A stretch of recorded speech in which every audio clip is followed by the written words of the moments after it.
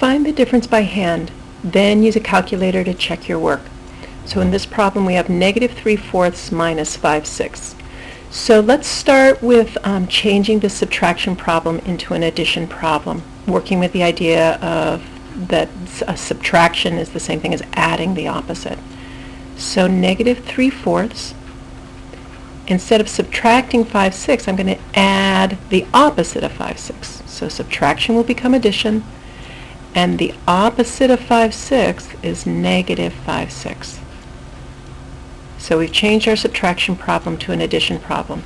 So now we're going to need to add these two fractions.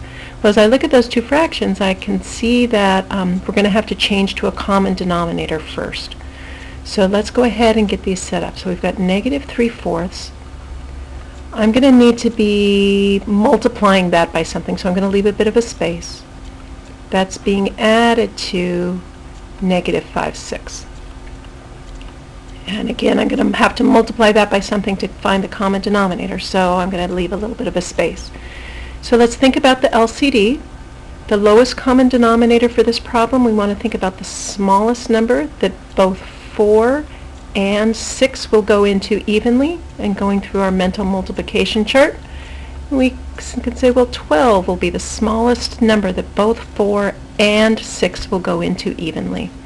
So we're going to change both of these fractions from our original problem. Careful not to lose that negative sign, right? The negative sign here stays here, and then we're adding. And again, we want to keep track of our negative, and I'm writing these, I'm just kind of getting everything set up here so my LCD is going to be in place. So let's go back and figure out what our new numerators are going to be to go along with this common denominator. This first problem, we want to ask ourselves, well, what am I going to be multiplying here by? So 3/4, in order to make this 4 denominator into a 12, it's going to have to be multiplied by 3. Well, if the denominator gets multiplied by 3, the numerator has to get multiplied by 3 as well, because remember what we're doing here is we're multiplying this thing by a fancy form of 1. So this is just like a fancy 1 going on right here, okay? So grabbing my pen back, if we take 3 times 3 here in my numerator, that's going to give me 9. Over on this problem, same idea, changing the denominator. 6 times what number is 12? Well, 6 times 2 is 12.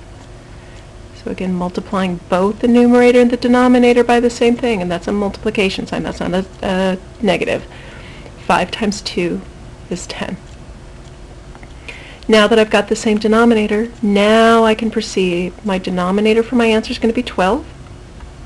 And remember, we do the operation only to the numerators. Once we have the denominator the same, the denominator stays the same.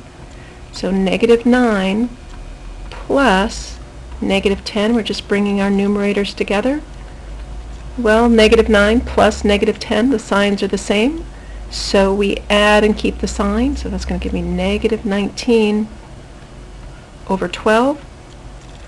And we'd like to, for our final answer, to have the negative out front. So I'm going to bring my negative out front of my fraction and write the final answer as -19/12.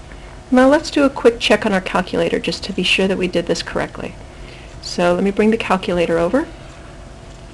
So since we're going to be working with fractions, we'll need to use our fraction key. So let me clear that out. So -3/4 minus 5/6. So -3/4, we're going to start with the negative sign, 3, and then the fraction key, remember, is up here. 3, fraction key 4. So there's -3/4.